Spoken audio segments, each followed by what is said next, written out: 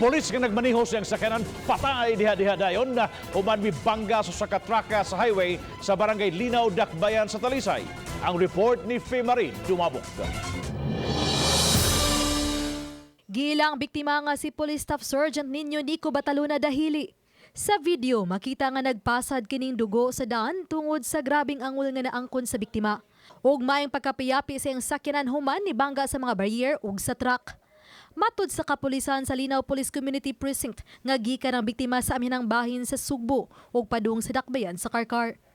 Lost control ng RTB na drag niya tong traffic barrier, then ni-cross sa other lane, then bangga sa approaching vehicle sa opposite lane. Haros na siya, and then buto ang yan ligid mo to nga wa na niya makontrol niya ari siya sa kuha nga linya.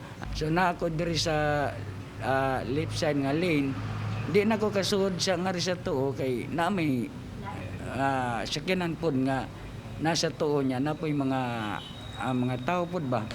So wa na ko nahimo, ni action na lang ko gunong, so wa na gyud sulod na gyud siya. Usa sa gitanaw karon sa kapulisan nga posibleng nakatog ang biktima samtang nagmaniho.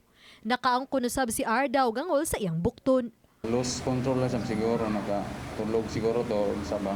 Condolence na lang sa family, unsaon man nga dili man nato na tinuyuan nga maong disgrasya nya usa pa sad second party laman nga ako ang pagkaigo niya. Uban ni Renante Quiñones. Ako si Fe Marie Dumabok.